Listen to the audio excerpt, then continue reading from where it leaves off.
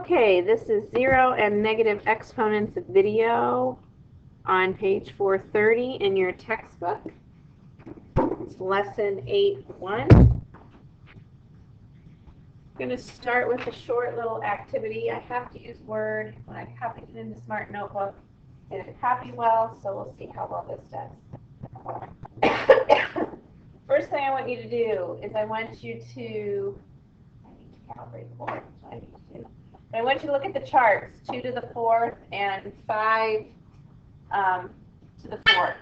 Fill in those values. I started for you. 2 to the 4th is 16, 5 to the 4th is 625. Fill each of those in because we're going to talk about what you notice once those charts are filled in.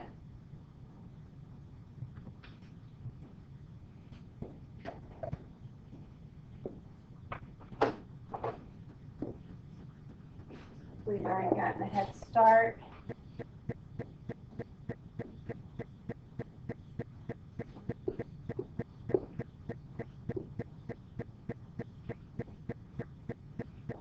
So what conclusions can you make about a zero power? Both of these, 2 to the 0 power and 5 to the 0 power. Both of them were 1. Do you make any conclusions? Do you notice anything from going from 16 to 8, 8 to 4, 4 to 2, 2 to 1, or 625 to 125, 125 to 25, 25 to 5, and on down to 1? Yes, Lila, we are in this one, we are dividing each term by 2, are we not? 16 divided by 2 is 8. 8 divided by 2 is 4. 4 divided by 2 is 2. And 2 divided by 2 is 1. Same thing with 625. If I divide that by 5, 125. 125 divided by 5, 25. 25 divided by 5, 5. 5 divided by 5, 1. Any number to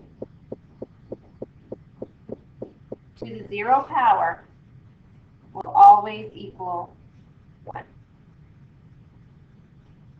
That's a conclusion we can make. And now you understand the math behind of why when you get 2 to the 0 power, it's not 0, it's 1. And 5 to the 0 power isn't 0, it is 1.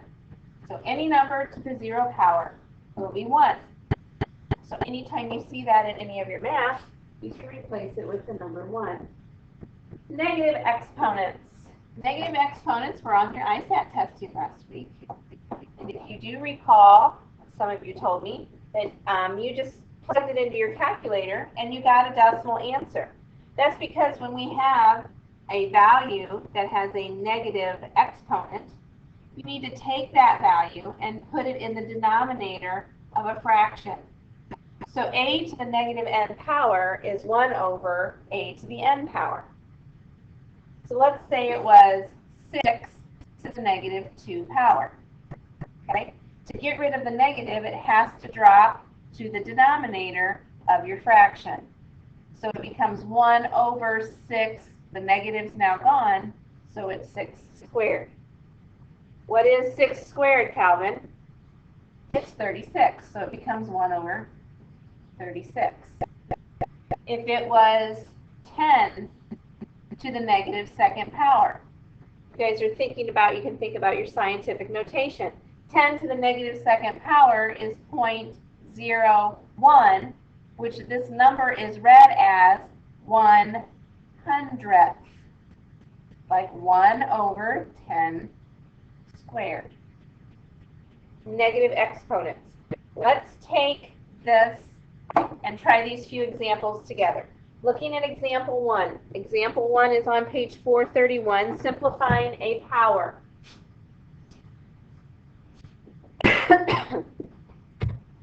Here we go.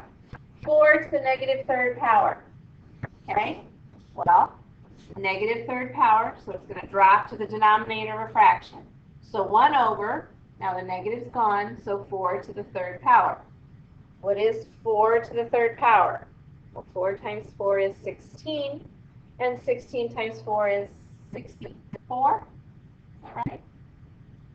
Thank you, Max. So 1 over 64. Negative 1 and 23 hundredths to the 0 power. Do we even need our calculators? No, we don't, because we know that a number to the 0 power is always equal to 1. Uno, eins, 1-0. Negative 4 to the negative third power. Negative exponent, drop to the denominator, negative 4. The number itself will still remain negative. The only thing that changes is the sign of the power. So negative 4. Let's put that in parentheses, and I'll tell you why in a minute. To the third power. If you were to take your calculator, and everybody do this right now, plug in negative 4. No, it's not going to matter for this one. We'll do it this way. To the fourth power. I'm just going to show you something. Do negative 4 to the fourth power. What did you get?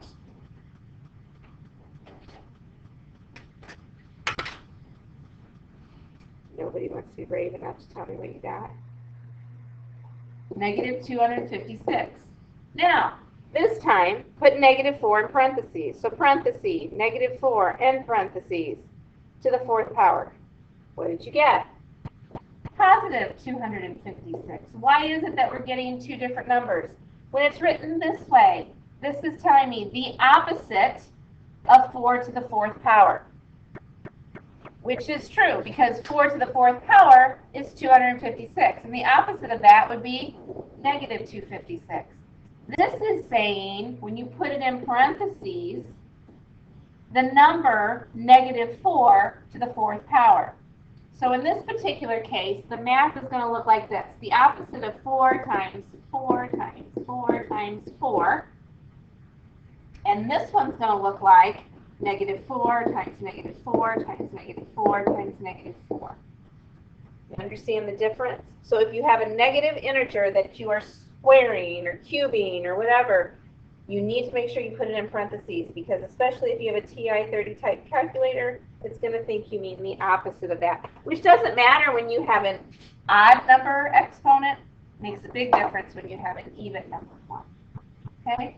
So negative 4 to the negative third power becomes 1 over negative 4 to the third power, okay, which becomes 1 over negative 64, or the opposite of 1 over 64.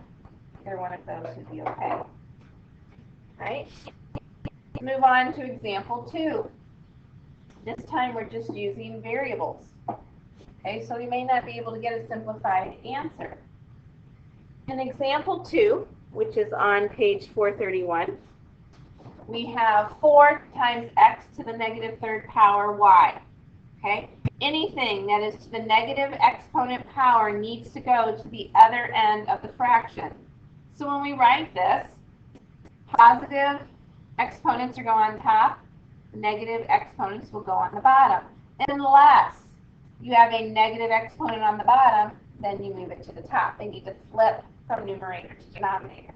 So in this case, 4x to the negative third y, which values are positive? Thank you, Parker. 4 and y. So 4 and y will go on the numerators. Which ones are negative? Thank you, Chloe. X. So x, but then the sign of the exponent changes and it becomes x to the third. And that's as simple as we can get it, because we just wanted to get rid of negative exponents. So over here, I have n to the negative fifth b squared. I want to get rid of negative exponents. But if I switch places, what happens? When you switch places with your values, your exponents must switch signs.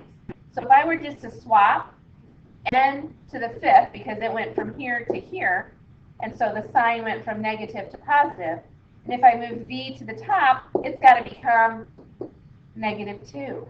That's not what I want to happen. I want both of them to stay positive. Well, v is already positive in the bottom, so let's leave it there. But n is negative 5 here, which means I need to switch it to the bottom. So it becomes n to the fifth. Okay, that works, so they don't have a numerator. when you move, what value can be left when you divide by the same number? 1. So it becomes 1 over n to the 5th v squared. Okay? All right, we're going to move on to example 3 and 4. Just doing some basic algebra skills as we're going over each of these lessons. Example 3, we're going to evaluate 3m squared t to the negative second. And we're going to go through two different methods. If you look at page 432 in your textbook, there's method 1 and there's method 2. Method 1 is you write everything as positive exponents first.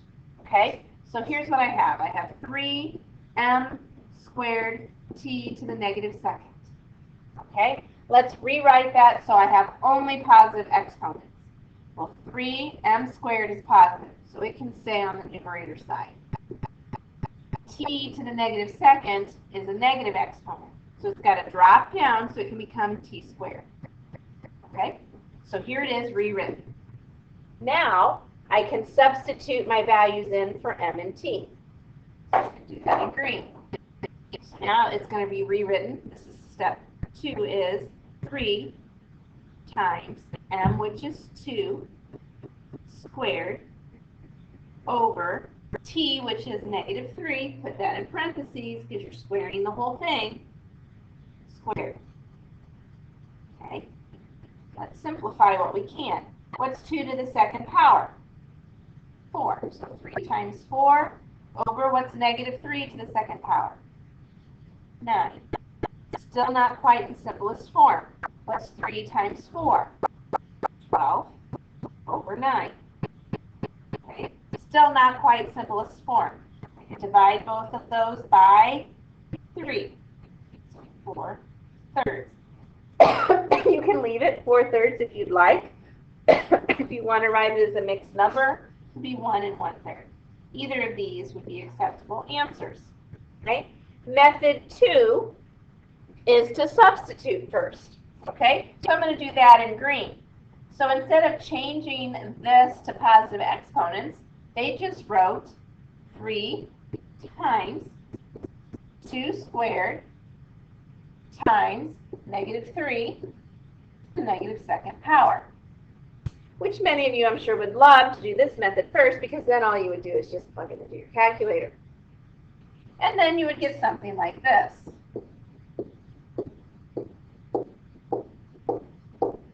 And not know what to do. You should know that this is equivalent to 1 1/3.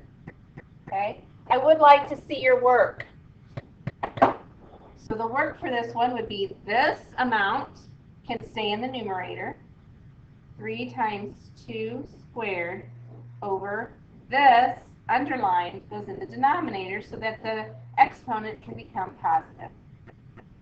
And then the work would be the same. You would find, if you plug this into your calculator, you would find this is 12 and this is 9, which becomes again 4/3 or 1 and 1/3.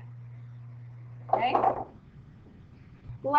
So either method is going to give you the same result. Lastly, we're going to look at real life here. Basically, it's what you kind of do in science. It's going to give us a formula. Whoops, I'm going to skip this event. Well, no, I'll do this real quick. N to the negative third W 0 power. N to the negative third comes to the bottom. N to the third. W to the 0 can stay on top. Well, since we know the 0 power is always 1, so now n to the third power, it's negative 2 to the third power. Let's insert. Okay. Try this next one here on your own, and we will discuss that in class tomorrow. I'm going to cover the real life example quickly, and we'll be done with our video. The sample of bacteria triples each month. The expression 5,400 times 3 to the n power models a population of 5,400 bacteria after m months of growth. Evaluate the expression for m equals negative 2 and m equals 0. Okay, So we're just going to substitute in 5,400 times 3 to the negative second power and 5,400 times m to the 0 power. Ringing a bell should go off for this one because what's any number to the 0 power? Uno, nines, 10. 5,400 times 1 is 5,400. 3 to the negative second power. In your mind, you should be able to go, that's 1 over 3 squared. 3 squared is 9. So we're finding 1/9 times 5,400. And I believe that would be about 600. Write it, practice, order.